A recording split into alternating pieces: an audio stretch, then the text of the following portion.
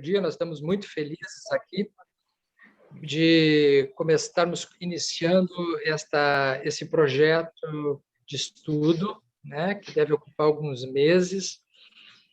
E eu devo fazer aqui um duplo agradecimento de início. Inicialmente, eu quero agradecer como integrante dos autores da Irvênia e do Décio, no nosso nome, agradecer a AME Pelotas pelo espaço, né, pela oportunidade de estar usando essa plataforma e este ambiente, que é um ambiente especial para nós, né? Todos já temos uma sintonia com a AME Pelotas e isso acho que é fundamental para a expansão das nossas ideias dentro de um contexto vibracional e de sintonia propício para a gente poder estabelecer um estudo sério, como é a ideia.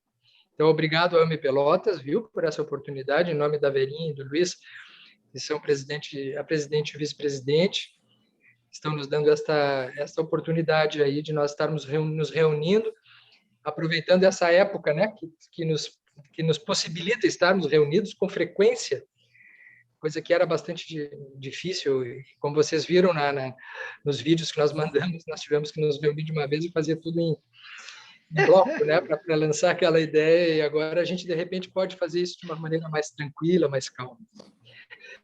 E o segundo agradecimento, eu quero agradecer, em nome da AME Pelotas, agora como integrante da AME Pelotas, né,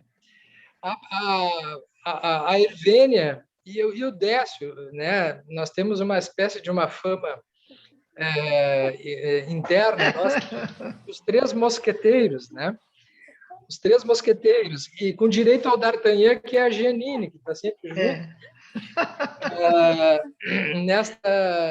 Há tempos, já há muito tempo, que a gente está sincronizando ideias, enfim, de algum modo se colocando à disposição.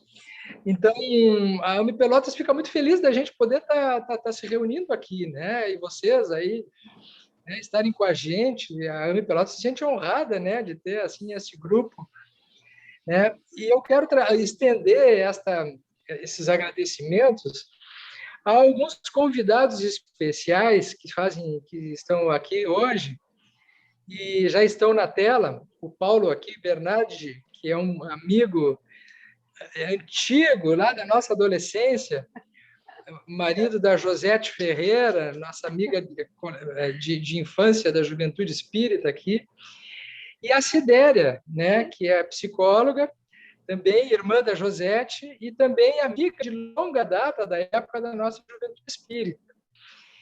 E eu preciso trazer para vocês uma informação muito, muito afetiva nossa aqui nesse momento, porque já estava pipocando no nosso campo mental, uma ideia da gente fazer, a Janine falava muito nisso, né, da gente aproveitar esse momento de pandemia para tentar diminuir espaços, encurtar espaços e aproximar espaços, relações e fazer alguma coisa, né? Esta proto-ideia já estava no ar. E um dia, a Sidéria, ela teve um sonho, e fazia muito tempo, né, Sidéria, que a gente não falava. Muito tempo, muitos anos. E ela mandou uma mensagem pelo Messenger, dizendo: Sérgio, eu sonhei que nós estávamos numa reunião, alguma coisa assim, né, Sidéria? Nós estávamos numa reunião e surgiu a ideia de fazer um estudo do livro de vocês, do Cérebro Triuno. E disse assim: se vocês tiverem essa ideia de abrir algum grupo de estudo, eu gostaria de participar. Na verdade, o sonho, eu estava trabalhando na espiritualidade num grupo e você no outro, pelo que eu entendi. E eu passei por você, a gente se encontrou no trabalho, nós devia estar fazendo o mesmo trabalho. Eu passei por você e te perguntei: Sérgio, quando que tu vai montar o grupo de estudo, né? Seria uma boa você montar um grupo de estudo online e eu topo participar. Então, foi assim. Foi. Então, eu realmente já devia estar pipocando, e a espiritualidade só penso que me usou para reforçar o que a Janine vinha te falando e tu não estava ouvindo. É verdade. Que tinha que ser esse grupo. Tu está morando atualmente em? Eu moro Cascavel, em Cascavel, no Paraná. no Paraná. E aí, quando eu tive o sonho, eu pensei assim, mas como é que eu vou chegar para o Sérgio e dizer, né? Ó, sonhei contigo, né? Faz muito tempo que a gente não se falava, né? E eu disse, mas passei um tempo, assim, para te dizer, eu demorei, porque eu fiquei pensando, será que falo ou não falo? Aí fiquei meio assim, né? Até porque eu também não conhecia a Irvene e o Décio, conhecia o livro, mas assim, não sabia, né? Do que vocês estavam programando. Mas fico Não, bem pois então. feliz em participar. Pois então, aí ela passou essa ideia, eu achei muito interessante, aí comentei com a gente, olha aqui, a gente, olha, já vem te falando e tal, assim, e eu digo, pô, mas ela disse que sonhou lá, né, e eu não estava lembrando desse sonho, mas eu senti que era verdade. E aí, de imediato, eu lancei a ideia para a Irvene e para o Décio, que toparam, de imediato, e para a AME Pelotas, que é o espaço, enfim, tudo isso para dizer que nós não estamos aqui por acaso, e aí surgiu a seguinte ideia, de nós fazermos um grupo de estudos do cérebro uterino de 15 em 15 dias, nas terças-feiras, às 20h30, de 1h30 de duração, e dividir isso em 3 momentos para cada andar, né? Um para a Irvênia, outro para o Décio, outro para mim, no primeiro, no segundo e no terceiro. Seriam, portanto, 9 encontros, com a ideia da gente fazer situar o assunto já brevemente, e depois tentar alongar e ampliar reflexões, aproveitando assim o que a gente pode desenvolver a partir das coisas que a gente já vem pensando na sequência daquilo que a gente escreveu. Então seria uma espécie de laboratório de estudo, né? A ideia, eu acho que a ideia, o que vai surgir disso a gente não sabe, mas o que a gente sabe é que pode ser muito bom a gente estar fazendo isso agora. Eu acho que isso já deve ser a finalidade em si, né? Então eu proponho para vocês, a partir de hoje nós vamos começar a ouvir a Irvênia, depois daí a 15 dias o Décio, e depois daí a 15 dias já vai cair num feriado. Nós vamos ter alguns feriados numas terças-feiras, viu? E eu pensei, junto com a Vera, de que talvez não seja bom a gente fazer reunião em feriado, né? Porque feriado sempre é uma coisa que alguém não pode ver, participar, ou que às vezes tem alguma coisa de família que a gente não está tão concentrado no trabalho. E a gente também não tem uma obrigação de uma data final, então a gente pode, se tiver que alongar um pouquinho mais em dezembro, janeiro, eu acho que não há problema. Então, eu proponho para vocês, eu não sei se vocês concordam, que a gente pule os feriados, né? E a gente tem na AMB Pelotas algumas datas que já estão preenchidas. Se isso acontecer, a gente pula a data e a gente vai combinando a cada reunião o nosso próximo encontro, quando tiver esse impedimento do feriado, né? Em outubro nós vamos ter um problema, vai ter um feriado dia 12, e depois no dia 19 já está convidado para participar de uma apresentação de tema aqui, a Kátia Marabu. Então a gente vai ter que ter um jogo, a gente vai ter um jogo de cintura aqui com algumas vezes nessas datas. Mas se não for problema para vocês, eu acho que a gente pode se arranjar em torno disso aí. O que vocês acham? Tá bem assim? Tudo bem, para mim tá bom. Tá bem, Décio? Tá bem para ti também? Ótimo, fechou. Tá bem. Eu então, acho, né, Sérgio? Eu concordo contigo. Se faltar alguma data, que ali eu olhei, te passei os dias, se faltar alguma data, tiver que entrar um pouquinho de janeiro, se faz e completa, né? Acho que não há problema nenhum, né, Sérgio? Eu acho que não também. Bom, gente, isso aqui, esse é o esqueleto inicial, eu não quero me alongar mais para não tirar o tempo da Irvene.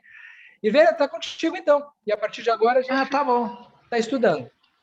Tá bom, muito obrigada pela oportunidade, né, de estar aqui com vocês.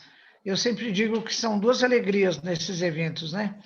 A tarefa em si, eu gosto muito de fazer esse tipo de tarefa, e a outra coisa que, assim, dá um colorido afetivo muito bonito é o encontro com as pessoas, né? Hoje, então, eu já reconheço aí várias pessoas da AMB Pelotas, né? Uns há mais tempo, outros há menos tempo, mas, enfim, é um momento de muita alegria isso, né? Ver o Alten aí de vez em quando, né? Nossa, fazia tempo que a gente não se via. A gente teve um longo período de convivência aqui em São Paulo, quando ele veio fazer pós-graduação. Então, isso é muito bonito, né? Bom, então eu preparei uma apresentação que vai ser breve, né? Sobre o primeiro bloco do cérebro que interage com o primeiro andar da casa mental. Então, eu vou tentar subir. Vai no share screen outra vez, pessoal? É isso? É isso aí. Acho que sim, né? É isso aí, doutor. Então, vamos lá. Share screen, share outra vez. Vem aqui. Agora sobe aqui. Acho que é isso, né? Isso aí. Está aparecendo aí? Apareceu? Perfeito. Que bom, então. Perfeito. Então, tá bom.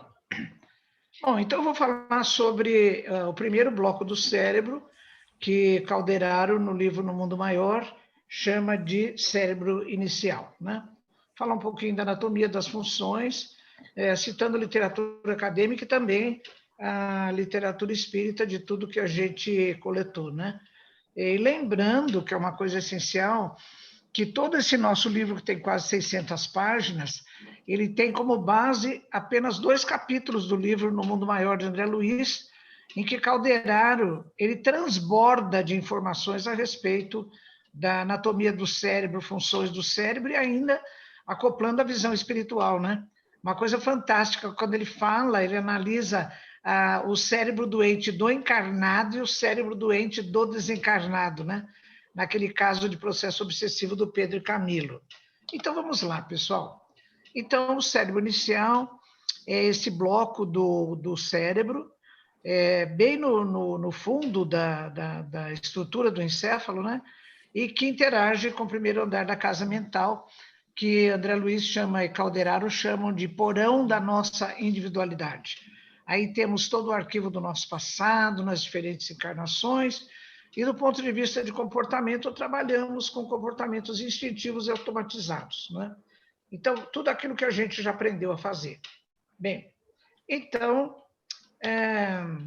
considerando a literatura que a gente absorveu nesse livro, paralela, além da informação No Mundo Maior, de Calderaro, um livro que nós referimos muito foi o Cérebro Triuno em Evolução, do Paul MacLean. A primeira edição desse livro é de 1989. E vocês já podem comparar que a primeira edição No Mundo Maior, de André Luiz, é de 1947, né?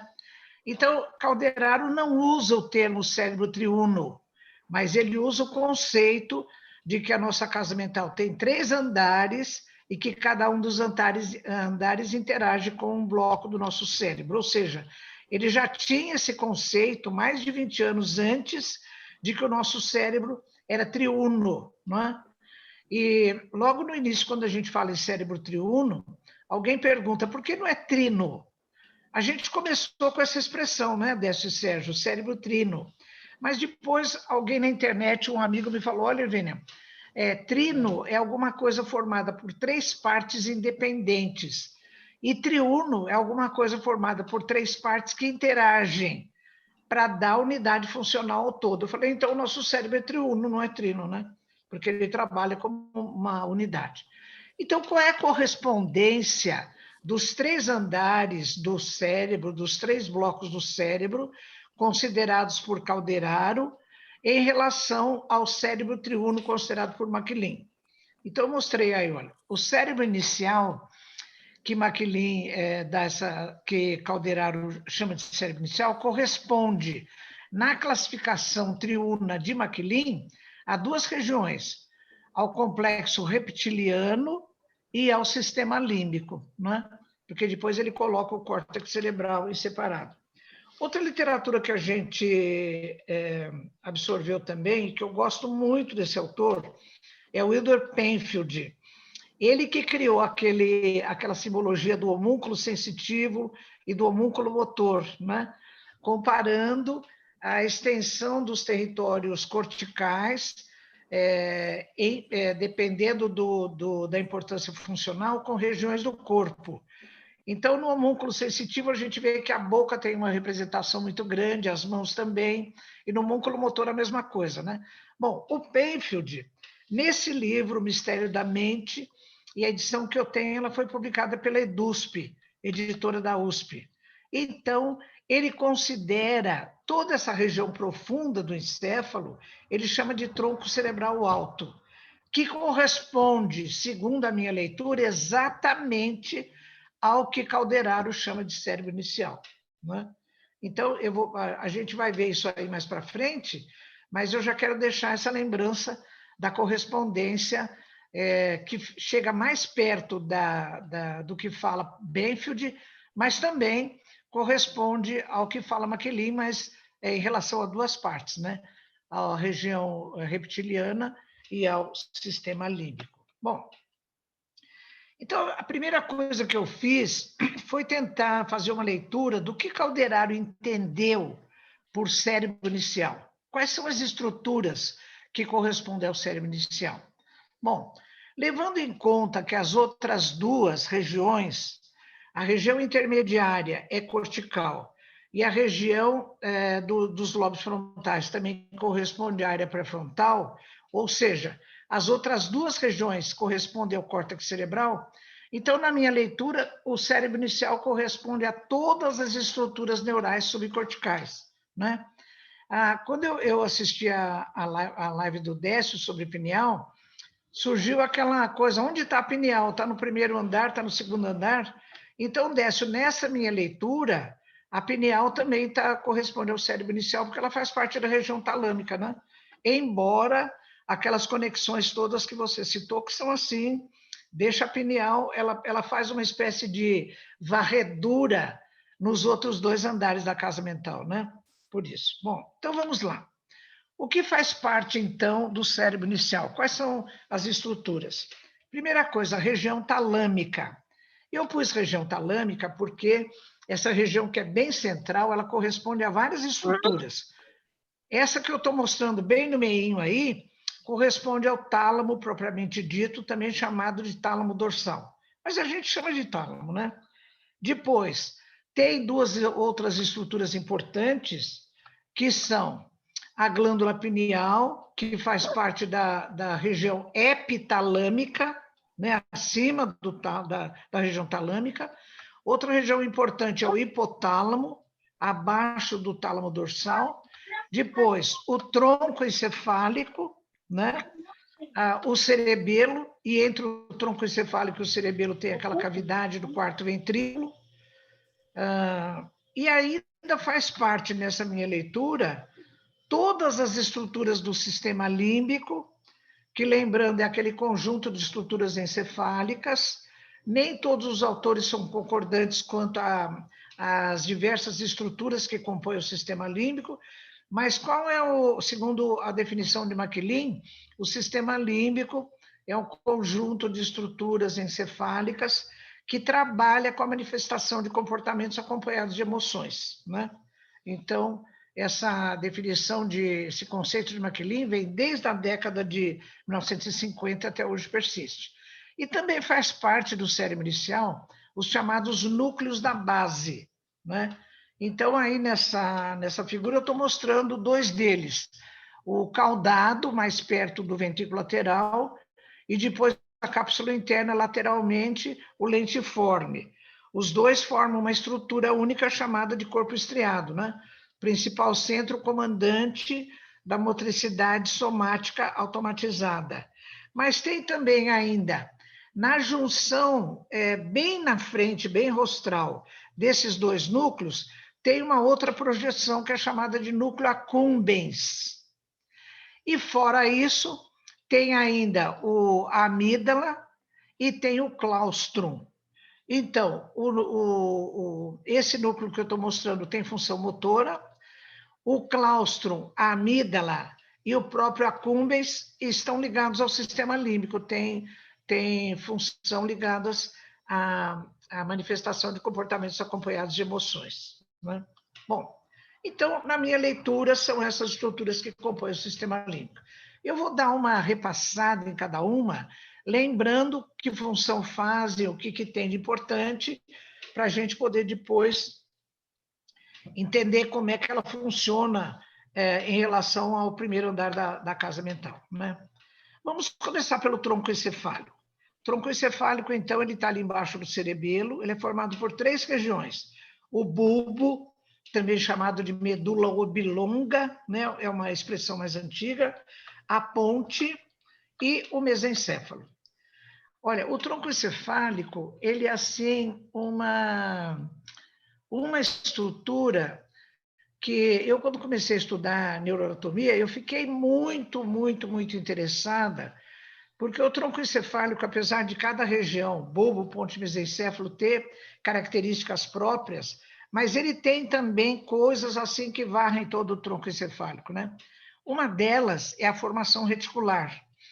A formação reticular é a primeira forma de sistema nervoso organizado que aparece na filogenia. Bem, então, naqueles bichinhos lá, chamados antigamente de selenterados, aquela água-viva, né? A medusa, os corais, eles já têm um sistema nervoso organizado em rede. E depois, quando eu comecei a estudar o tronco encefálico, todo o tronco encefálico é varrido por uma rede de neurônios, ou seja, é uma estrutura antiga, muito antiga, filogeneticamente falando, e eu me perguntava, o que faz uma estrutura antiga metida aí no meio de tudo? Porque o tronco encefálico com a formação reticular está entre a medula espinal, que vem lá de baixo, o cerebelo e o cérebro. Depois eu entendi, daqui a pouco eu vou contar para vocês o que está fazendo a formação reticular aí dentro do tronco encefálico, né? Então, o tronco encefálico, na literatura da ciência, da neurociência, tem uma porção de informações. Por exemplo, o tronco encefálico faz conexão com 10 dos 12 pares de nervos cranianos. Então, é assim, desses nervos cranianos, eles vêm com as fibras sensoriais trazendo estímulos gerais, que são, né, lembra que tem no corpo todo, inclusive na cabeça, dor, temperatura, calor e frio separados, dor, temperatura, tato, pressão e propriocepção, que é a sensibilidade captada em estruturas do aparelho locomotor. Traz ainda estímulos da audição, do equilíbrio e da gustação. E na parte motora, esses nervos inervam músculos do olho. E quando eu falo do olho, pessoal, eu estou falando de modo geral, né? Porque o Fabiano já viu, ele tem o PDF da Nómina Anatômica Internacional. Olho corresponde, a expressão olho corresponde a todas as estruturas que estão na órbita. Quando a gente vai falar só da bolinha dessa esfera, né? Que tem a retina, que tem o corpo vítreo, que tem o... Então, o nome dessa esfera é bulbo do olho. Então, essa musculatura desses nervos inerva não só a musculatura extrínseca do bulbo do olho, mas musculatura da pálpebra, toda a musculatura que ela faz ela mantém o bulbo do olho na posição, né? Inerva ainda músculos da mastigação, da expressão facial, da deglutição, da fonação e da língua. Então, tudo isso tem conexão com o tronco encefálico, né? Além do mais, principalmente pelo nervo vago, que é o 10º nervo, inerva todo o território visceral, de pescoço, de tórax e de abdômen. Bom, ainda no tronco encefálico, existe a localização dos centros respiratório, do vômito e da deglutição. Existe a localização de centros vasomotor e parabducente. Esse parabducente, eu fui procurar, o que ele faz? Como a gente tem 2 olhos, e, por exemplo, eu vou olhar alguma coisa aqui para a esquerda, o meu olho esquerdo vira para cá e o direito também, não é? Então, a sincronia do movimento dos 2 olhos é feita por esse centro parabducente, né? Além do mais, no tronco encefálico, nós temos muito importantes gates de controle da dor.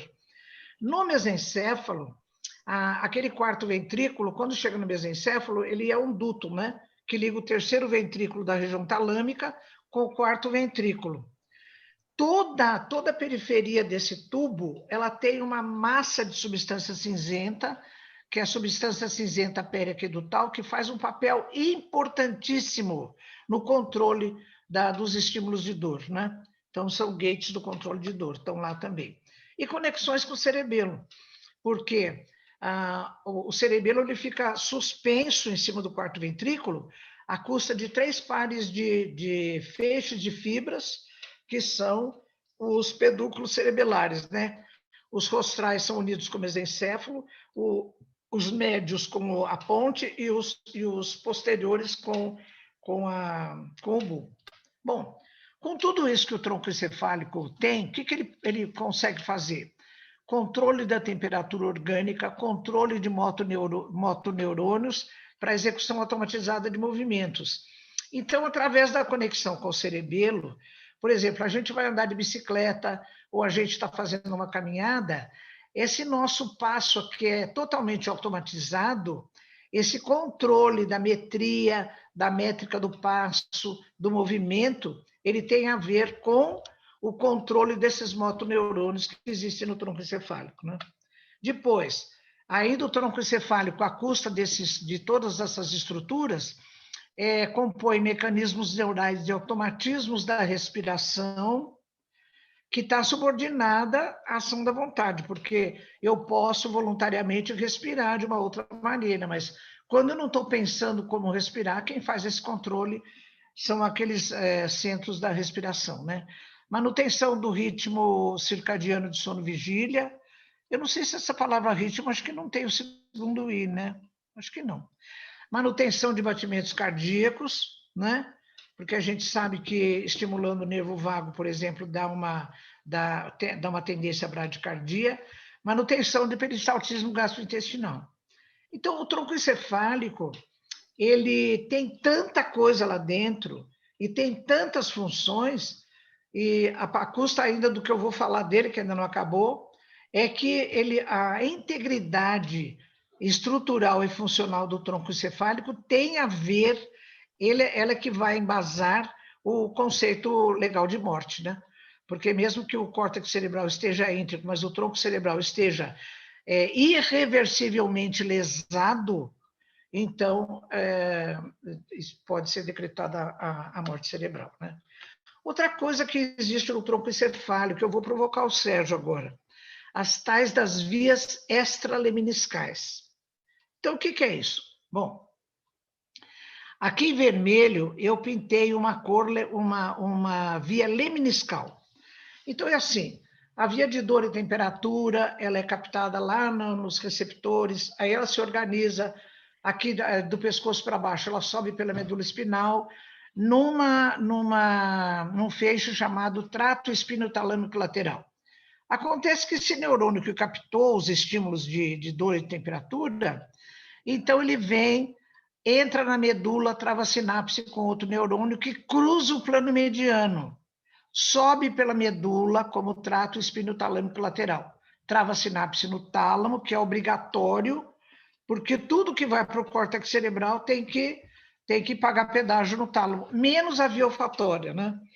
E é engraçado, até eu já contei, acho que isso para o Sérgio, eu faço uma referência que, quando eu fui dar aquelas aulas lá para o Gilson, naquele curso lá de saúde e espiritualidade, junto com as faculdades de Monteiro Lobato, a gente tinha que mandar, né, o diploma de médico veterinário, diploma de doutorado e tal, e eu não achava os meus diplomas. A gente mudou de prédio e essa minha pasta se perdeu.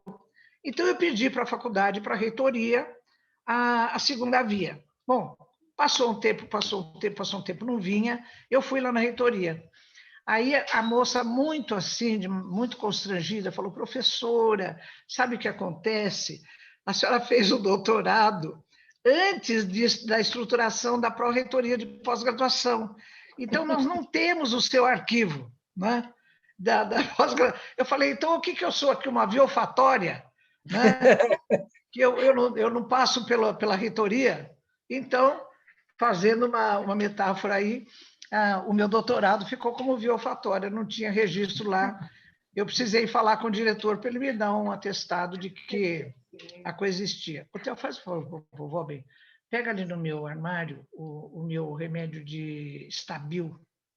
Bom, então, essa é uma via leminiscal, quer dizer, ela tem o trato dela que vai levar a isso e vai numa região específica, que é a área sonestésica do córtex cerebral, né? Então, eu pus aqui. Bom, quando isso vai subindo e passa pelo tronco encefálico, a formação reticular exige pedágio, ela cobra pedágio. Então, tudo que vai subindo tem que dar aqui as projeções para a formação reticular, trava a sinapse, ela vai para o tálamo também, núcleos inespecíficos, e sobe para o córtex cerebral. Sobe para o córtex cerebral, mas o que ela faz? Como ela pega uma via paralela, ela vai bem depressinha e avisa o córtex de modo geral, falando assim para o córtex: olha, fica em alerta porque vem serviço aí para você, está subindo uma via específica. Ela não fala se é dor, se é temperatura, se é visão, se é nada, mas ela dá um alerta para o córtex. Então, eu entendi o que a formação reticular faz aí no tronco encefálico. Ela, metaforicamente, é uma avó acordando o neto, que o córtex é uma estrutura muito recente, de que ele tem servir, ele tem a tarefa da escola para fazer. Por que isso acontece? Porque o córtex, ele gasta muita energia do corpo, muita. Então, o que ele faz? Ele fica num stand-by, né? E a hora que vem alguma via lemniscal, a via extra-lemniscal corre e fala, acorda, fique em alerta que está chegando coisa para você fazer. Então, é essa a função da formação reticular, né? Dessa via, das chamadas vias extra-lemniscais. Agora, eu fiquei pensando assim, viu, Sérgio? Por exemplo, a gente não tem, eu não me lembro de ter consciência de que o córtex está me alertando, de que a via extra-lemniscal está me alertando que vai ter alguma coisa. Será que essas vias extra-lemniscais não têm a ver com o nível inconsciente, né, da nossa mente? Então, depois eu gostaria que você fizesse um comentário sobre isso. Bom, em função eu posso fazer uma pergunta? Sim. Porque eu fiquei curioso disso, desde que a senhora falou a respeito desse controle da dor, mas acontecem mais sinapses nessa via extra-lemniscal do que teoricamente aconteceria na via lemniscal. Como que ela consegue ser mais rápida do que o impulso doloroso? Olha, eu não sei, Fabiano, mas ela avisa o córtex assim, deve ser em sei lá, num tempo muito rápido, mas é a função dela é alertar o córtex cerebral, né? Em função disso... Doutora, será que sim, não é pelo sistema de potencial pós-sináptico excitatório? Ela não precisa nem chegar antes, mas se ela facilitar as sinapses, ela acaba criando esse alerta, né? Pode ser. Agora, em função disso, desse comportamento, aqui se forma uma outra coisa que é referida no tronco encefálico, né? Que é esse sistema.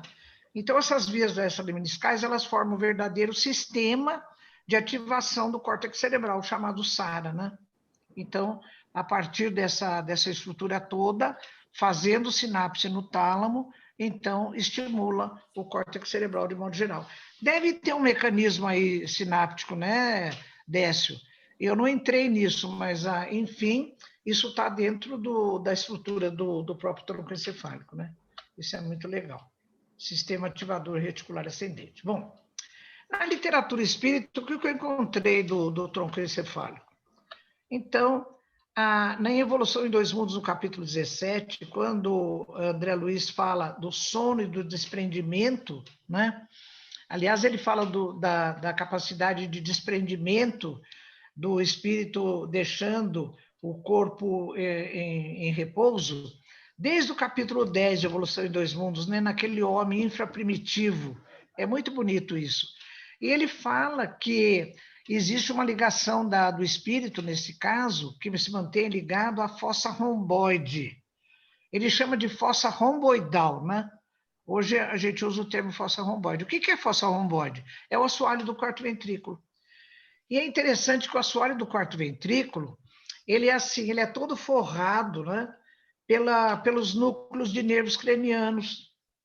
Então, se a gente for fazendo uma escarificação no assoalho do quarto ventrículo, as primeiras estruturas que a gente vai encontrar são os núcleos de nervos cranianos, que eles vêm, né, numa sequência assim, eles vêm se organizando a partir da medula espinal, daqueles núcleos todos da substância cinzenta, eles vão se organizando no tronco encefálico. Então, ele fala em evolução em dois mundos, né?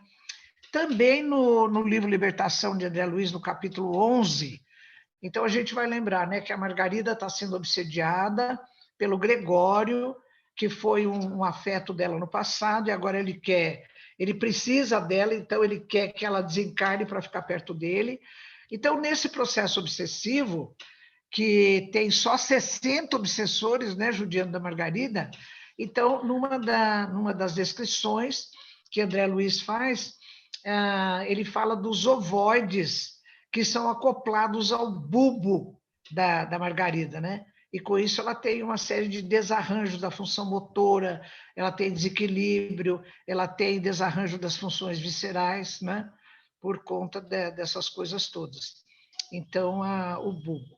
E por que o bulbo?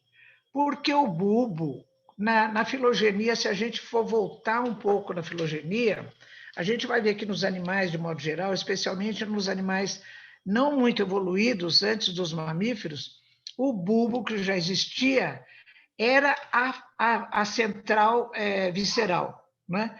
Hoje a gente sabe que nos mamíferos é o hipotálamo. E uma coisa que eu observei nesse projeto de evolução do sistema nervoso, que eu chamo de projeto teleonômico, é um projeto extraordinário, porque nessa empresa não existe desemprego. Porque era assim, por exemplo, nos animais que só tinham o bulbo ali, não tinha hipotálamo, e os animais que não tinham a área motora no córtex cerebral, só tinha os núcleos subcorticais, como é o caso nos animais, muitos animais é o núcleo rubro do mesencéfalo. Ele era a central motora. Quando foram adquiridas outras estruturas, essas estruturas que faziam esse papel foram conservadas, não foram mandadas embora da empresa. Elas continuam com as suas funções agora hierarquizadas pelas estruturas mais nobres.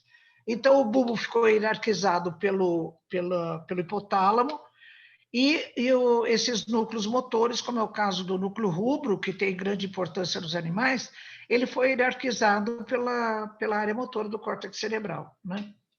Então, é isso. Bom, o cerebelo. O cerebelo, vamos lá. O cerebelo, muito embora do ponto de vista clínico, ele só seja pesquisado na função motora, ele recebe também estímulos visuais, auditivos e proprioceptivos. Ele tem que receber, porque a resposta motora dele tem que ser a partir de estímulos, né? Então, ele recebe estímulos visuais, auditivos e proprioceptivos. Integra o sistema vestibular, né, relacionado a equilíbrio. Que mais? Atua na manutenção geral do tono muscular e na regulação métrica dos movimentos. O cerebelo, na realidade, filogeneticamente, ele tem três aquisições, três partes. A primeira delas, que é o arcocerebelo, trabalha com equilíbrio. Depois, quando foi adquirido o paliocerebelo, já começou a fazer a manutenção do tono muscular, principalmente para a postura de animais que já estavam fora da água e andavam em quatro patas, ou rastejavam, né? E depois o neocerebelo, então, ele faz a regulação métrica dos movimentos e trabalha também com refinamento e movimentos assimétricos, né? Então, o cerebelo mantém amplas conexões com o neocórtex cerebral, atua no controle de força muscular até da mordida, atua na relação harmônica e coordenada de movimentos refinados e assimétricos, né? Até com esses movimentos assimétricos, eu assisti uma vez uma entrevista do indivíduo que trabalha com função motora em crianças, e ele falou da importância do bebê gatinhar. Porque primeiro o bebê, você põe o bebê de bruço, né? Ele tem uns 4 meses, e ele começa meio a se arrastar. Quando ele começa a levantar o corpinho e gatinhar, ele faz movimentos assimétricos dos membros, né? E isso é fundamental para a formação de circuitaria que vai embasar movimentos assimétricos mais para frente, né? E que serão refinados, pelo menos nos primatas, né? Bom, na literatura espírita, o que eu achei do cerebelo? Aquele caso da Margarida, né, no processo obsessivo, capítulo 11, está escrito assim lá: mediante operação magnética, perde o controle dos seus centros de equilíbrio. É claro, porque o tronco encefálico tem os núcleos vestibulares relacionados ao equilíbrio e que manda projeções para o cerebelo, né? Então, ela tem todo um desarranjo. Vale a pena a gente reler esse livro para ver do ponto de vista neuroanatômico todo o desarranjo que tem o sistema nervoso central da Margarida por conta da atuação dos obsessores, né? Bom, Irvênia, me permite? Alten. Sim. Esses dias eu li num livro, ou num trabalho, não me lembro mais, o cerebelo também envolvido em questão de memória. como ele é função dele, motora, involuntária, inconsciente, será que seria uma memória em relação ao reflexo somente ao movimento, tirando a função? Olha, Décio, Alten, eu acho que a função de memória pode estar relacionada com essas conexões dele com o córtex cerebral, né? O cerebelo tem amplas conexões com o córtex cerebral, até por conta dessa conversa neuroquímica que ele faz com a área motora, né? Deve ser meio por aí, mas eu não tenho grandes informações sobre isso, viu, Alten? Se você puder dar uma pesquisada, quem sabe você enriquece aqui essa consideração, viu? Bom, a região talâmica, que do ponto de vista da embriologia é chamada de diencéfalo, né? Eu acho que foi meados da década de 1990, 94, 95, eu vi um anúncio de um curso que ia ser dado lá em Buenos Aires pelo professor Roberto de Baroni, que você já ouviu falar, né, Alten? É um tratadista na medicina veterinária, muito famoso, muito importante, e ele ia dar um curso de sistema nervoso. Por quê? Um médico lá de Buenos Aires, um veterinário lá de Buenos Aires, foi para Paris e fez o pós-doc com ele. Na volta, convidou o professor Baroni para dar um curso de neuro lá. Era tudo que eu queria, né? Eu peguei, fui para lá, fiquei uns 10 dias lá e assisti o curso do professor Baroni, que foi fantástico. Ele tinha muita facilidade para desenhar, e ele desenhava, eu pegava depois, ia lá com a máquina e fotografava, tanto que no meu livro de neuroanatomia, eu tenho alguns desenhos que eu reproduzi dele, né, referindo a fonte. Então, esse desenho foi ele que fez da região talâmica, em corte transversal, né? Então, a região talâmica tem várias estruturas. Olha, essa em amarelo é o tálamo propriamente dito, né? Aquela secretária que recebe todos os estímulos sensoriais e faz a triagem.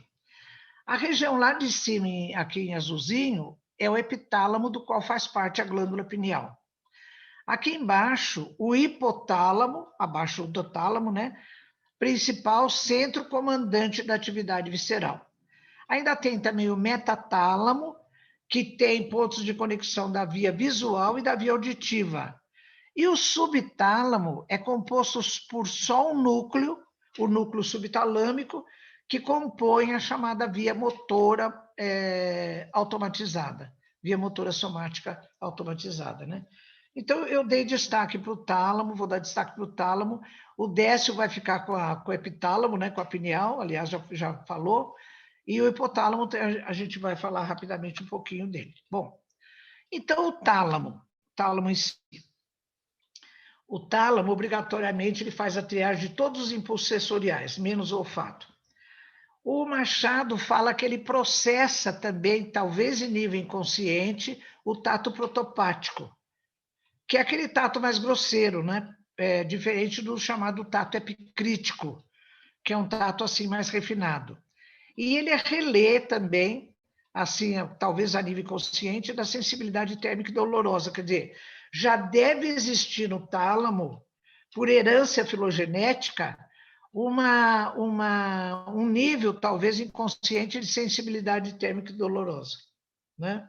A nível talâmico. Então, esse é a chamada do Ângelo Machado. O tálamo na literatura espírita. Então, André Luiz fala assim, Evolução em Dois Mundos, capítulo 13. O centro coronário, aquele principal centro do centro de força, né, chakra da literatura oriental, possui no tálamo vasto sistema de governança do espírito. Aí, nessa delicada rede de forças, verte o pensamento, que André Luiz fala que ainda é matéria, né, ou fluido mental, por secreção sutil, não do cérebro, mas da mente. Então, a ligação da mente, do espírito, com o cérebro, se faz através do tálamo, através do perispírito, do centro coronário, que chega lá no tálamo. O tálamo é que depois leva faz essa distribuição para o centro cerebral e para o córtex cerebral, né? Bom, o hipotálamo, é o principal centro comandante de toda a atividade visceral através do sistema nervoso autônomo, simpático e parasimpático. E a gente tem que lembrar, né, que o hipotálamo, por que os autores falam que ele é o principal centro comandante da atividade visceral? Porque ele não é sozinho, ele tem dois grandes parceiros, que são a área pré-frontal e o sistema límbico. Outras estruturas do sistema límbico, o hipotálamo faz parte do sistema límbico.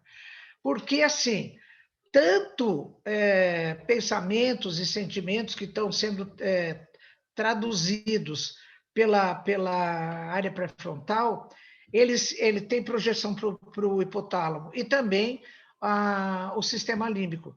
Então, pensamentos, sentimentos, emoções interferem na maneira como o hipotálamo vai reger o sistema nervoso autônomo, né? Tem tudo por aí. Bom, núcleos da base. Lembrar que alguns autores, especialmente literatura mais antiga, falava de gânglios da base, né? Hoje, pela nomenclatura anatômica internacional, gânglio é uma expressão só do sistema nervoso periférico. Então, é gânglio sensitivo e gânglio visceral pré-ganglionar e pós-ganglionar. Dentro lá do sistema nervoso central são núcleos, não se fala mais em gânglios. Bem, então, o corpo estriado, que está sendo mostrado aí nessa foto, é o principal centro comandante da via motora somática automatizada. Então, aquilo que a gente faz, está andando de bicicleta, está caminhando, está fazendo alguma função motora sem pensar nela, aquilo vai no automático, né? Através dos núcleos motores subcorticais. E o principal deles é o corpo estriado. O claustro e a amígdala integram o sistema límbico. Basta dizer que a amígdala é o portal de entrada, né, da circuitaria do sistema límbico que trabalha na manifestação de comportamentos acompanhados de emoção. O claustro, todo mundo fala que se sabe muito pouco dele, mas um dia eu fui no ICB, lá da USP, conversar com o Ciro, meu amigo lá que faz neuroanatomia. Ele tem um livro desta grossura, Décio, só sobre claustro. Eu falei, meu Deus do céu, como eu não sei nada de sistema límbico. Porque se o cara que tem um livro só de claustro, que não se sabe pouco do claustro, eu fiquei bem quieta na minha insignificância e não falei nada, né? Mas tem muita coisa aí sobre isso, né? E o accumbens, o accumbens é assim, então tem o caudado, lentiforme, eles se projetam para frente, e essa formação de união dos dois é chamada de núcleo accumbens, né? Também faz parte do sistema límbico. E o Sérgio cita o núcleo accumbens na parte dele do cérebro quando fala do circuito de recompensa, né? Eu vou mostrar aqui. Né, Sérgio, lembra? Então, parte lá da área tegmentar ventral do mesencéfalo, tem a amígdala, passa no núcleo accumbens e vai estimular lá a área pré-frontal para a secreção de endorfina, né? É a tal do circuito neural de recompensa. Aliás, o Décio, você falou tão bem disso aí naquela live que você fez na Jornada Portuguesa, que você falou dos vícios, né? Eu já recomendei isso aqui para o pessoal a Cristiana, minha filha, e o Aulus, o meu genro, eles dão aula para a mocidade espírita, aqui para a juventude espírita. Eu já peguei, pedi para a Rosarinho mandar o link, ela já me mandou, para eles assistirem essa tua live, que está fantástica, né? E você fala desse circuito da recompensa. Então, o accumbens participa disso, e a amígdala teve também. aqui, Irvênia, um módulo, 2 módulos com o Edson, que trabalha com dependência química. Sim. E foi também citado bastante aí o sistema de recompensa, né? E isso vai ser muito importante depois, tá deixando um espaço aí que é para poder a gente refletir depois qual é a função dele na função psíquica, né? Na função mental. Né? Ô, Sérgio, vou voltar o slide para a gente ver quantas estruturas participam, né? Porque no fim vai dar lá na área pré-frontal, na secreção de endorfina, tudo, mas começa no mesencéfalo, com a área tegmentar ventral, né? Então, por isso que o cérebro triuno, e a expressão é muito oportuna, porque ele trabalha como unidade, né? Esses grandes sistemas, eles pegam, sim, várias regiões, né? Não fica restrito comportamentalmente a uma região só. Então, isso é muito bonito mesmo. Os núcleos da base na literatura espírita. Então, eu cito duas coisas aqui. Naquele caso de processo obsessivo do Pedro e Camilo, o Pedro assassinou o Camilo e depois ficou com culpa, com remorso. E o Camilo quer se vingar do Pedro, né? Então, faz 20 anos que eles estão num processo obsessivo tremendo. Então, no Pedro que está encarnado, existe desorganização dos seus centros motores. Olha que coisa extraordinária. E até porque, como ele foge para anestesiar a culpa dele, ele trabalha dia e noite, né? Ele tem a fuga pelo trabalho, e implica nos centros motores. Que interessante isso, né? Quer dizer, justamente nos centros motores que vão dar base para ele realizar o trabalho dele, né? Achei interessante isso. O que mais? O caso da Cecília também, no capítulo 10 do Mundo Maior, ela tem uma gravidez indesejada e ela não quer de jeito nenhum e ela tem pensamentos horrorosos. Então, no texto diz assim, dos núcleos da base, como reflexo da mente, estiletes vibratórios escuros são endereçados ao útero e ao feto, a partir dos núcleos da base. Que coisa, não? Esses núcleos, além da função motora deles, eles terem também essa função motora espiritual, digamos assim, né? De partir dali setas, verdadeiras setas, estiletes escuros, que são de vibrações, né? De vibrações. Sistema límbico. O sistema límbico, nem todos os autores são concordantes quanto às estruturas que compõem o sistema límbico, mas, de modo geral, é isso aí. Então, participa o quê? Áreas corticais, como o giro do cíngulo, né?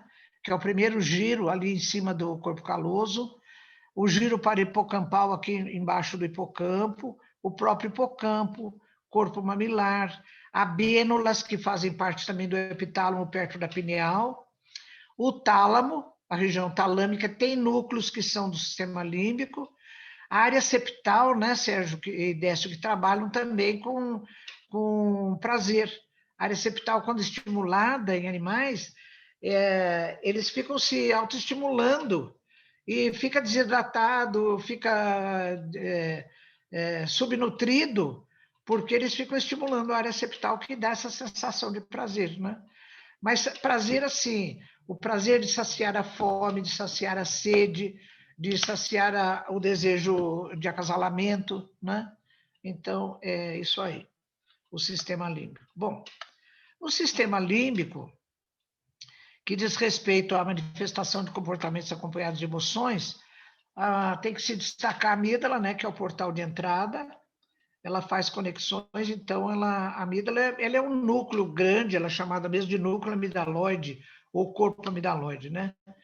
E o sistema nervoso autônomo, regido pelo hipotálamo, que é uma parte do sistema límbico, através disso faz o processo de somatização. Então, por isso que aquela conexão com a área pré-frontal e com outras estruturas do sistema límbico acabam por essa via, né? Principalmente visceral, inconsciente, ela acaba imprimindo no corpo físico, através do chamado processo de somatização, reflexos do que pensamos e do que sentimos, né? E também essa conversa que André Luiz fala, neuroquímica entre o sistema límbico e o lobo frontal, né? Porque ele fala assim, que todo pensamento ele tem um halo afetivo do sentimento que lhe dá forma e direção para o bem ou para o mal. E quem fala isso de maneira muito expressiva em neuroanatomia é a doutora Rita Carter, naquele livro Mapping the Mind, né? Ela cita o caso do paciente do doutor Damasio, que é o Eliotti. Ele teve um tumor no cérebro nessa região de conexão entre o sistema límbico e a área pré-frontal. O neurocirurgião, quando extirpou o tumor, rompeu essas ligações. E ele ficou um indivíduo assim, que ele não tinha nem prazer, nem tristeza, ficou completamente apático, não tinha capacidade de decidir nada, era super indeciso, não é? E ele diz que ele não sentia os horrores das cenas de incêndio e de desastres que o doutor Damasio mostrava para ele.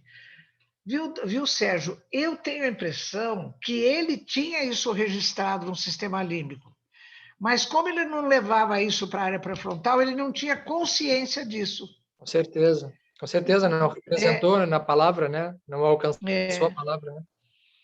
Ele não tinha. Eu tenho a impressão que se fizer uma regressão de memória nesse Elliott, ele vai dar conta de que ele sentia assim, né?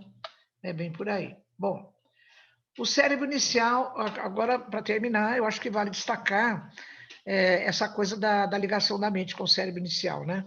Que Calderaro fala em Missionários da Luz, também André Luiz fala já da pineal. Porque quando a gente fala, nossa, ligação da mente com o cérebro, onde deve ser? Deve ser o terceiro bloco, né? No lobo frontal, porque é uma coisa tão importante. É a mesma coisa que André Luiz falava da ligação da inteligência, não com o núcleo da célula, mas com o citoplasma, né? Décio, que a doutora Marlene contava para a gente que os médicos foram ao Uberaba falar com o Chico, fala, Chico, ou você errou, ou André Luiz errou, porque na década de 1950, quando foi escrito Evolução em Dois Mundos, é que foi descoberta, foi identificada a melatonina, né? Pelo Lerner. Então, o núcleo da célula e também o DNA, né? Então, falava, nossa, não é possível que uma coisa tão importante vá se ligar àquele gel mal conhecido. Tinha que ser no núcleo. Diz que o Chico ficou paradinho um pouco e disse, não, André Luiz está falando que é isso mesmo. Depois, só na década de 1990, é que o Penrose e o Hameroff começaram a investir nos microtúbulos, né, que são organelas do citoplasma. Então, nessas estruturas do cérebro inicial, por exemplo, André Luiz e Missionários da Luz já fala da pineal, né? Que é a glândula da vida mental ligada à mente através de princípios eletromagnéticos, segregando unidade de esforço, a qual poderosa usina, lá, aquilo tudo que o Décio já falou, né? Sob sua direção, efetuam suprimentos de energias psíquicas, tal. Então, a primeira coisa é que André Luiz, já em 1945, através de Missionários da Luz, ele fala da ligação da mente através da glândula pineal, né? Evolução em Dois Mundos, no capítulo 13, André Luiz fala aquela ligação com o tálamo, né, que eu já disse. O centro coronário possui no tálamo vasto sistema de governança do espírito. Aí, nessa delicada rede de forças, verte o pensamento, o fluido mental, por secreção sutil não do cérebro, mas da mente. Então, isso é muito bonito, né?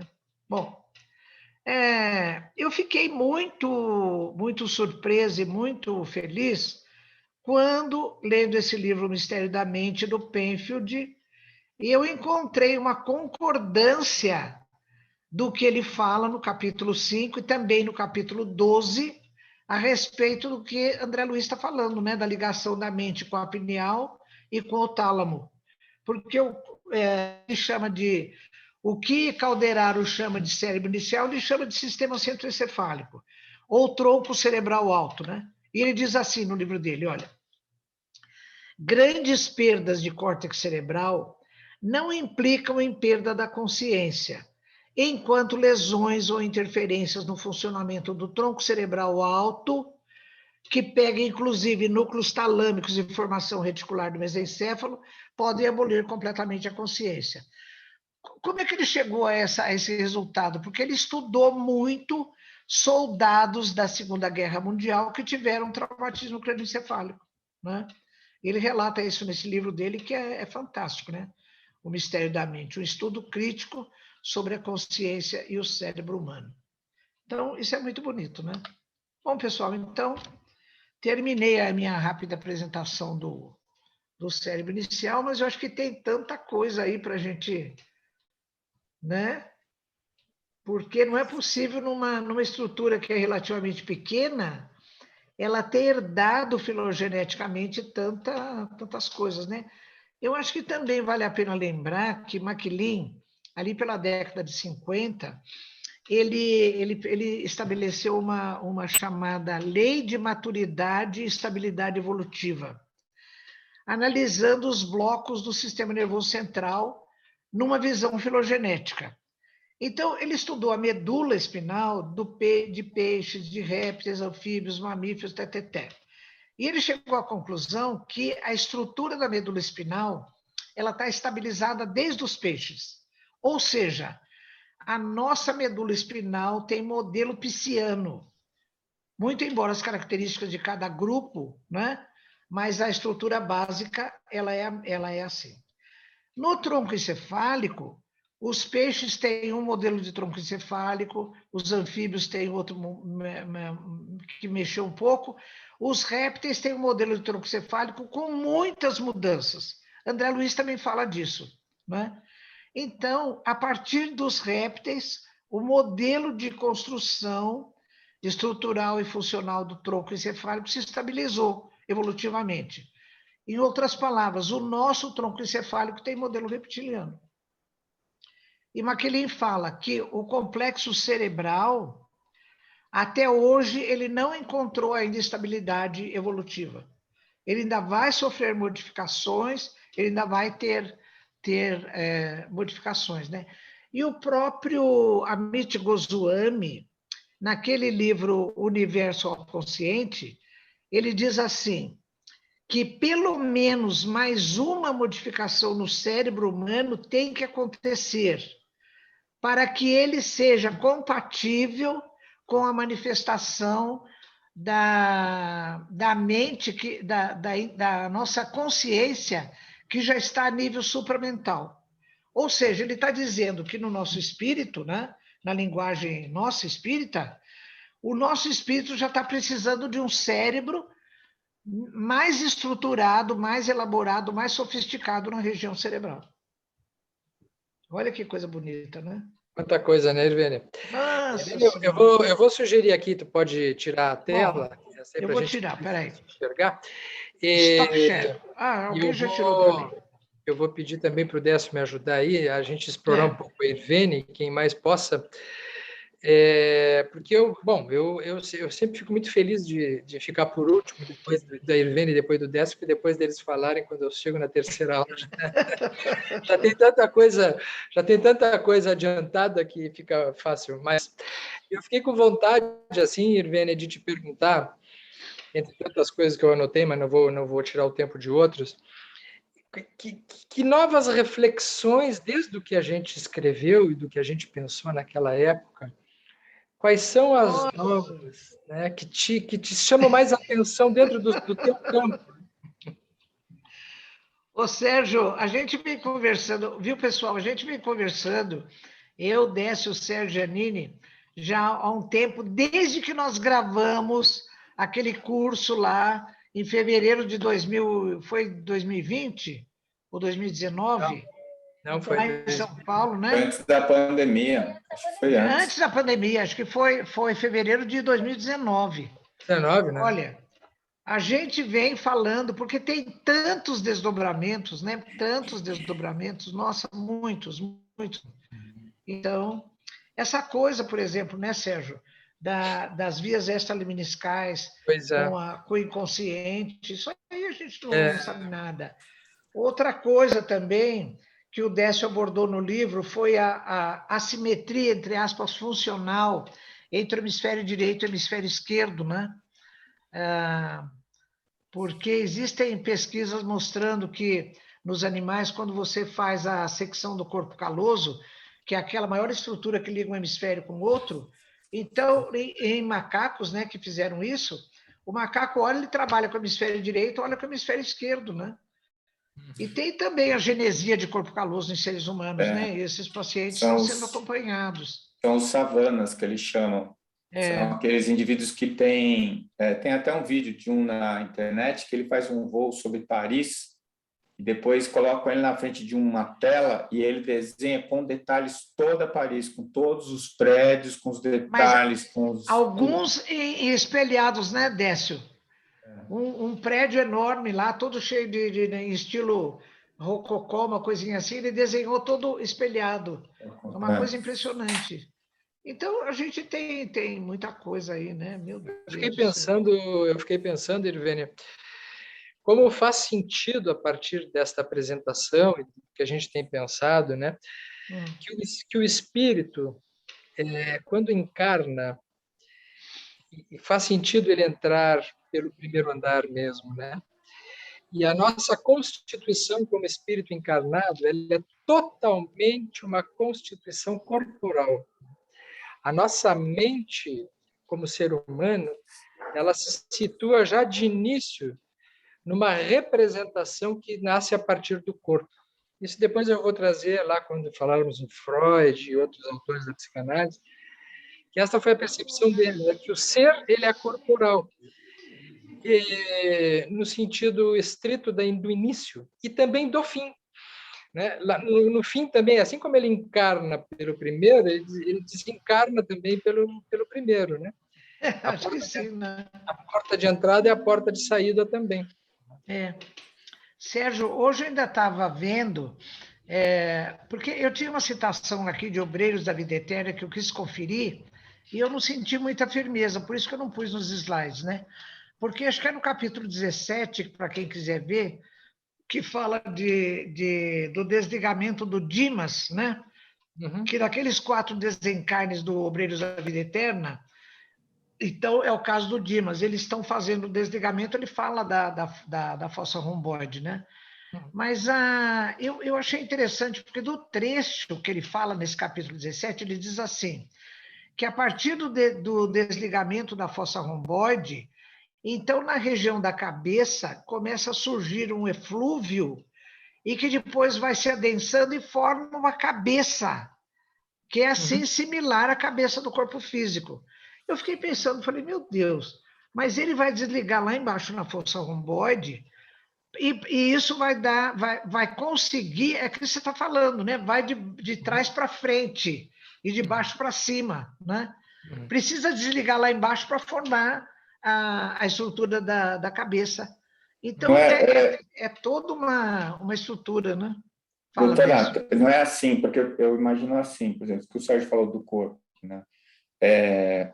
Quase todas as nossas capacidades, as nossas possibilidades, que antigamente, pelo determinismo genético, o pessoal falava que era genético, passava de pai para filho, elas são projetadas por circuitaria neural, né? Circuitaria principalmente cortical. As habilidades, né? E isso é uma projeção do espírito. Quando você encarna, você já muda gene, você faz mutação gênica no zigoto. As primeiras divisões, né? A doutora Madalena Goetz mostrou isso. As primeiras divisões, elas são recheadas de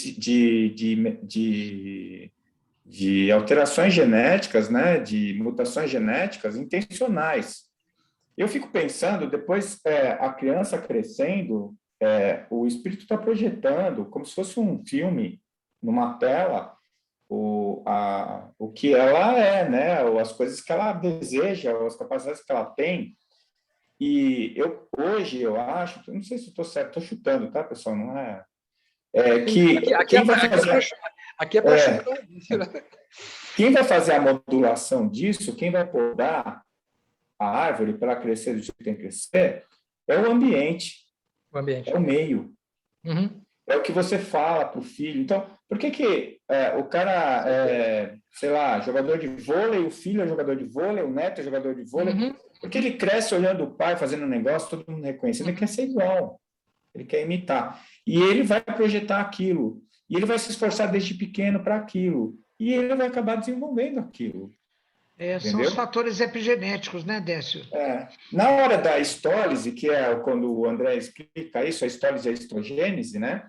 Eu acho que é quando você deixa de fazer a projeção no cérebro e você volta a projetar isso no perispírito. Então, quando desfaz a conexão com o corpo físico, na hora da... E aí, eu acho que quando é molécula a molécula, né? Bióforo a bióforo, né? Quando o André Luiz cita o Weismann falou dos bióforos, seriam as moléculas capazes de reter vitalidade, né? Então, vai descolando bióforo a bióforo, até que ele chegar no centro de força, ele vai desconectando o centro de força, e o último é o fio de prata, que ele vai lá na fossa romboidal.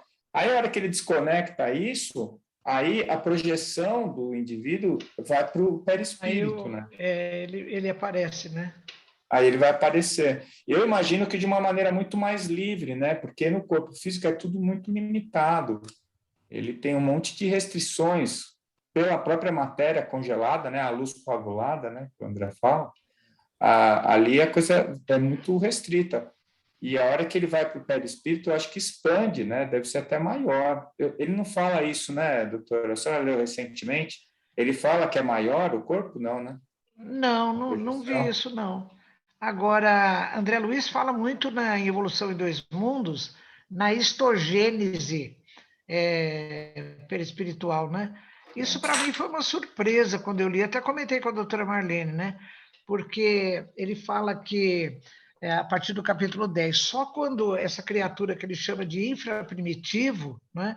Que está emergindo da animalidade, só quando ele consegue organizar o pensamento dele de fragmentário para pensamento contínuo, é que então ele consegue se desprender durante o sono, ele entra em contato com os amigos espirituais, que lhe introduzem o senso moral, e ele então começa também a ter responsabilidade e ter iniciativa de promover a própria histogênese espiritual, né?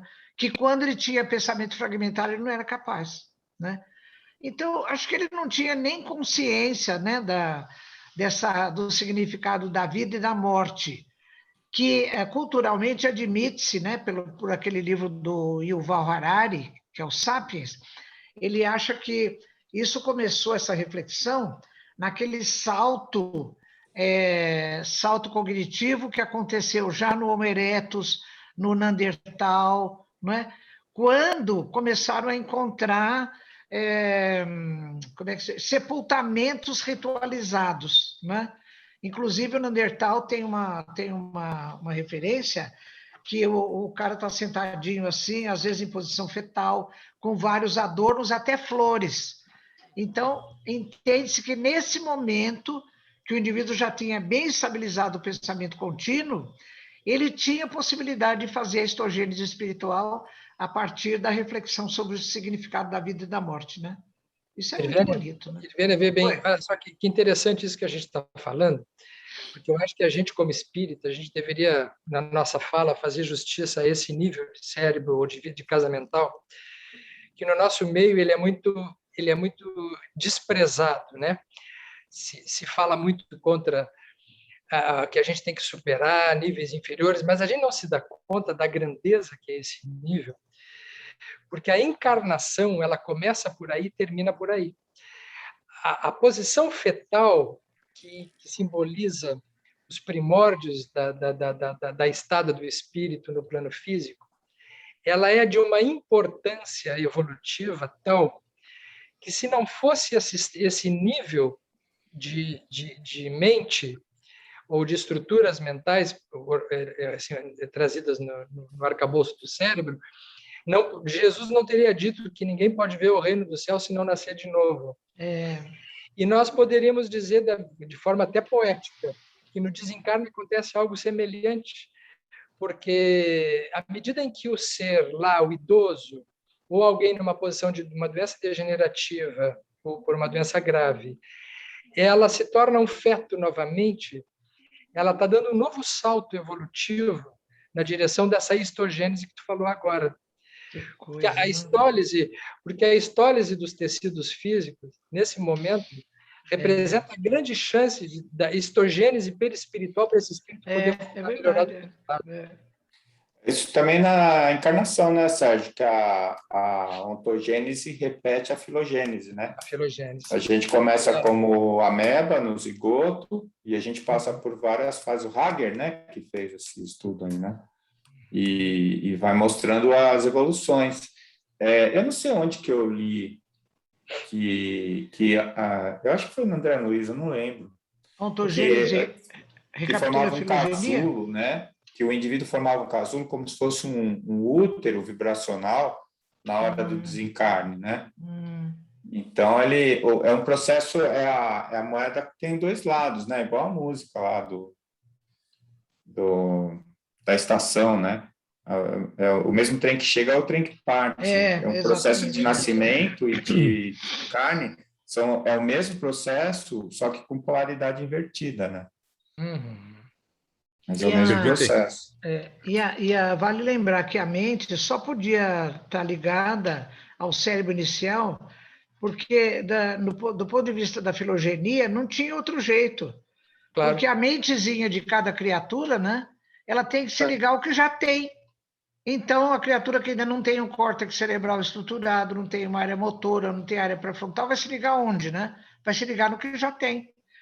E essa mesma ciência, a partir da década de 1960, já começou a admitir mente em todos os seres vivos, a partir do trabalho do Gregory Bateson, né?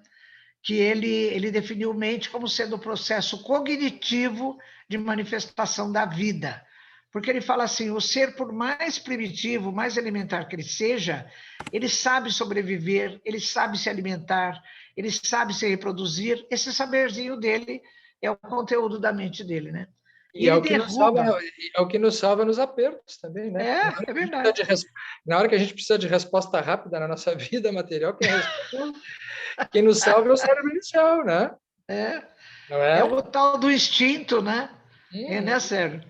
O tal do instinto que todo mundo acha esse instinto uma coisa tão grosseira, né? E aí de nós se não fosse o instinto, né? O teu aluno está de dedo em pé ali, e eu acho que ele tem um negócio interessante para falar, que ele ficou pendurado, ele não dormiu aquela noite, depois que tu terminou a falar, que ele trouxe uma coisa muito interessante depois que a respeito daqueles acolchoados da epífise ali, né? Sim, fala, Alter. Tem tanta coisa importante. Tem um livro que é O Cérebro, e uma das coisas que... Irvênia, eu me lembro das aulas do Eros de Abrantes Seva, te lembra? Ele dizia, já falava disso a década lá de 80, que é a neuroplasticidade. Sim. Então, de um cego, muito rapidamente, de um cego, por exemplo, um menino que ficou cego, mas depois, na idade adulta, ele conseguiu recuperar, ele ficou cego por problema de córnea, uma cirurgia o recuperou, e a área occipital que está relacionada à visão, ela foi cooptada pela área temporal que é da audição. Então, essas modificações que acontecem e que a gente pode, através, obviamente, do comportamento, fazer esse aprimoramento, né? Que coisa muito interessante. E uma das coisas... Uma dica boa é o livro do Doide, O Cérebro em Movimento. Ele bota a gente bem no up-to-date da neuroplasticidade, né? Depois, por favor, me diz aí que eu estou tomando nota aqui embaixo. Tem uma outra coisa, Eugênia, que a culpa é dos nossos professores antigos, ou seja, que a gente tinha que saber as estruturas, mas também funções. Tem o livro, de novo, não me lembro agora o nome, desculpe, mas o indivíduo no Texas, ele saiu de casa, subiu numa torre, vocês certamente conhecem isso, numa escola no Texas, e começou a coisa de americano, atirar e matou algumas pessoas. Foram na casa dele, encontraram, antes dele sair, ele matou a mãe e a esposa e deixou uma carta. Eu não sei o que acontece comigo, que ultimamente eu estou ficando muito agressivo e eu não me reconheço, dizia ele. Ele cedeu o corpo, fizeram um estudo e ele tinha um tumor comprimindo a amígdala, que está relacionado... E aí tem uma pergunta. A amígdala, né? Aí tem uma pergunta para nós espíritas importante. Por que um tumor fez isso com um indivíduo? O espírito já vinha com essa questão kármica e a culpa, entre aspas, é dele, espírito, ou de uma questão corpórea? Outra questão ainda, Décio, e tivesse sorte, eu estava louco para ligar para ti e conversar contigo, porque, de fato, a tua fala que tu fizeste me deixou assim entusiasmadíssimo. A localização, a epífise localizada, a pituitária localizada logo no teto do terceiro ventrículo, ela fica, se me permite dizer, deitada no berço do plexo coroide, né? Então, ela tem ainda um outro apoio muito interessante de localização e de proteção. A questão da vascularização, eu não sei se é mais intensa por conta do plexo coroide ou se, de fato, ela tem uma predisposição, se ela tem uma vascularização mais intensa. Eu olhei cortes histológicos e ela não tem uma vascularização muito intensa. É o segundo tecido mais bem vascularizado, o maior número de vasos por grama. Perde só do rim, né? Só do rim. Pois Mas eu acho que o mais importante não é nem a vascularização, é o líquor. Sim. Se você quer atingir o sistema nervoso, você injeta intratecal, o efeito é muito mais poderoso do que endovenoso. Porque ainda você tem alguma seletividade da permeabilidade da membrana dos capilares no cérebro que não é alcançado quando você joga no líquor, né? E a pineal, ela tem a bênulas, que a doutora Ivina falou, ela abre um V que o líquor entra na intimidade da pineal. É um negócio que me chama a atenção, sabe? Eu acho que é mais ela tá deitada. Ela está deitada não é num colchão de água, é num colchão de líquor, né? É num colchão de líquor. E se eu me acho permite, que essa é a chave da charada. E uma questão o terceiro Alter, só para uma coisa. Além disso que o Décio falou, que tem uma projeção assim no meio dela, né, do líquor, ainda tem uma expansão do terceiro ventrículo que recobre a pineal. Então, ela tá envolvida, ela está banhada por líquor mesmo, né? E uma outra questão, Irvênia, ela parece Pelotas, né? A Veneza... Banhada por água por todos os lados, né? É isso aí.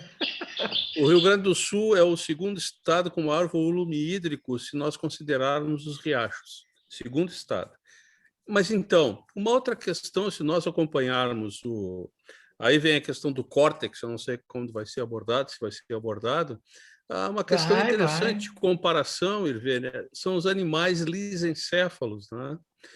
Mas uma outra questão ainda é que o nosso sulco central, que faz essa divisão e que o Sérgio já fez algumas referências, e eu vi esses dias, Sérgio, também uma questão do pessoal que põe as colocações de extraterrestres, né? Estava falando exatamente do lobo frontal, do grande desenvolvimento que ele tem, como tem esse sulco que faz exatamente a divisão que vai formatar a área parietal com a coisa. Que aí nós vamos chegar... Nos animais é chamado de sulco cruzado, né? Pois é, mas não tem tão evidente assim, claro, como na espécie humana, né, Irvênia? Como nos primatas, né? Doutora, eu ouvi outro dia, não lembro, não sei se a fonte é muito fidedigna, mas dizia que no córtex pré-frontal, o direito e o esquerdo não faz diferença. Ele não tem aquela simetria funcional. Talvez seja agora o Alton falou isso, me lembrou essa referência. Talvez isso seja o do segundo andar, mas não do terceiro. Né? Por uma questão funcional mesmo, com a tarefa que o segundo andar tem e com a tarefa que o terceiro andar tem, já não teria mais essa diferença. Então, você teria uma fusão funcional, pelo menos, não anatômica, pelo menos não por enquanto, desses dois hemisférios, né? Gente boa. Então, por fim, só tem essa questão, essa dúvida. A compressão da amígdala ter, vamos dizer assim, influenciado o comportamento. Acho que isso mereceria, Sérgio, uma reflexão, não de julgar, mas de analisar se esse indivíduo poderia ter tido uma neuroplasticidade através de comportamento e não ter desenvolvido esse tumor, ou se ele propiciou, através dos seus pensamentos, a formação desse tumor. Alten, isso daí é mais ou menos o mesmo caso quando começou a se estudar a área temporal do lado direito, no hemisfério direito e no hemisfério esquerdo, né? Então, começaram a fazer estimulação da área de algumas regiões do lobo temporal e o indivíduo tinha a vivência de experiências místicas. Eu acho o seguinte, que como cada área ela está ligada a uma determinada função, ao banco de memória, então, quando você estimula aquilo ali, ela resgata conteúdos do banco de memória. Eu acho que deve ser mais ou menos isso. Não sei o que o Sérgio Décio pensa. Eu acho que acaso não existe, né, Alton? Então, se aconteceu, tem alguma causa. Mas eu não acho que ele seja culpado. Ele é responsável, mas não culpado. É a mesma coisa quando tem o suicídio em caso de depressão profunda, né? O cara, ele se mata, ele não é considerado suicida, né, no plano espiritual, porque quando a gente está encarnado e desperto, o nosso cérebro ele fornece impressões que nós identificamos como realidade. E a gente reage de acordo com a instrução do cérebro, apesar do cérebro ser uma máquina, é a mesma coisa no computador. Se você está no computador e você recebe uma imagem distorcida, você vai ler a imagem distorcida, não tem como você ler a imagem normal. E aí, você estimulando a amígdala, né? Não precisa ser o tumor. Um indivíduo com crise de pânico, com uma situação de ansiedade aguda, a amígdala dele está hiperativada. Ou ele toma um remédio para desligar a amígdala, ou ele vai continuar ligado e excitado e ansioso até o ponto de poder se suicidar. É verdade. Entende? É verdade. E aí não é coisa do espírito, é coisa do cérebro, mas obviamente claro que ele tem alguma coisa a ver, uma finalidade mais profunda, né? Gente, eu vou sugerir para vocês uma ideia que me ocorre, é que essas questões que surgem na mente de cada um, a gente poderia ter um lugar para escrever, para ficar um banco de dados de reflexão desses nossos encontros. Porque por mais que a gente possa fazer encontros maravilhosos, nós vamos ter sempre mais questões borbulhando na nossa cabeça do que a gente é capaz de sintetizar aqui no tempo que a gente tem. Então, eu deixo para vocês pensarem, assim, se quiserem colocar no papel, Alten, mais quem a gente tenha ficado com algumas questões em aberto, colocar e vamos criar um banco de dados para isso aí. A gente pode criar um e-mail, enfim, no grupo, a gente cria um espaço, né, para poder localizar isso, né, e registrar isso, né? E nós estamos no nosso horário hoje, né? O que vocês acham disso? É uma boa ideia, né, Irvine? Nossa, muito boa ideia. Adorei, gostei. Então, acho que podia sim criar um grupo de e-mail, né, para a gente escrever. Poderíamos, né? Poderíamos. A gente vê como faz isso aqui, né? Porque aí a gente deixa para colocar assim indagações, reflexões, citar fontes comentários, claro. A Tânia não estava fazendo um negócio parecido com esse? Já complementa. Ó. Como é que é? D'Artagnan já estava fazendo isso, não É estava? isso que eu estava pensando, Virginia. Vamos montar esse grupo por e-mail, não é? Vamos, eu tenho uma porção de coisas anotadas. Então, a gente cria um banco de dados. Vamos criar um banco de dados. A gente passa. Tá bom. Queridos meus, olha, eu acho que para início de conversa está de bom tamanho. Né? Muito bom. Como vai surgindo coisas. Ô, Sidério, eu acho que esse sonho aí tá quente, hein? Olha, nós vamos ter que reencarnar umas 2, 3 vezes para dar conta desses desdobramentos, viu? Nossa, que delícia ficar ouvindo. Jesus do céu. E vocês se lembram, logo depois que a gente fechou o livro, que foi em fevereiro de 2017, porque aí, junho, a gente lançou lá no Medinesp do Rio, né? Logo em seguida, acho que foi o Roberto Lúcio, recebeu uma mensagem da doutora Marlene, falando que ela esteve nessa nossa reunião e ainda deu uns palpites, né? Fiquei tão feliz. Falei, então hoje vamos pedir para ela continuar dando os seus pitacos, né? Tu tens alguma dúvida?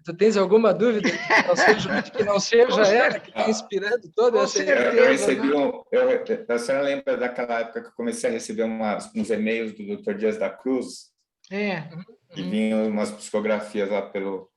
E eu perguntei para ele se era para colocar no Dharma Corpo Físico a individualização do princípio inteligente. Ele respondeu alguma coisa tipo assim: nós tivemos um baita de um trabalho para colocar isso dentro da sua cabeça. Você não conseguiu entender, finalmente você entendeu, escreveu, agora você não quer publicar? Ou seja, né? Não é nada nosso, né? Tá certo. E a gente ainda atrapalha ainda. Escuta, para a próxima reunião, como é que ficou? Quem que vai fazer a exposição? Então, a próxima é do Décio, né? Daqui a 15 dias, ele vai fazer a abordagem que quiser fazer sobre esse primeiro andar. Tá bom. Sim, entendi. Os 3 primeiros encontros nossos... Então, são 3 do cérebro inicial, 3 do... sim, agora eu lembro. Você falou, eu estou lembrando. Foi sim. Muito bom. Décio, quer fazer a prece para nós? Faço.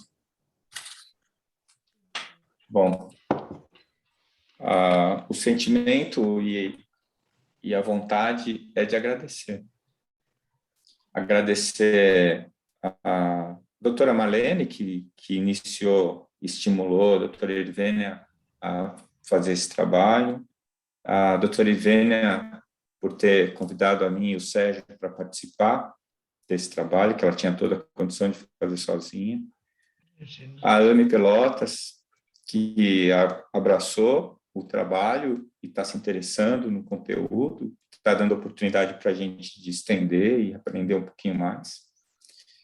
E essa espiritualidade, com uma legião de espíritos anônimos, que nós não temos ideia do nome, mas que estão ao nosso lado, trabalhando e construindo,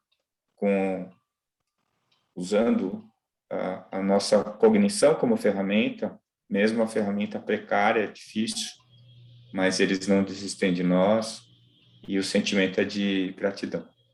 Gratidão pela oportunidade de estarmos encarnados no Brasil, espíritas, para podermos compreender o momento que estamos vivendo e o trabalho que nós estamos desfrutando desse espírito magnífico que foi Chico Xavier, que é Chico Xavier. E um agradecimento muito especial ao nosso patrono, Dr. Bezerra de Menezes, que convocou a doutora Marlene para constituir as nossas AMEs, que hoje são o nosso berço. Que Jesus ilumine este grupo, dos dois lados da vida, ilumine esses espíritos que eu citei, que nós possamos estar aqui daqui 15 dias, voltando a desfrutar desse momento de fraternidade e de aprendizado. Que Jesus nos ilumine. Assim seja.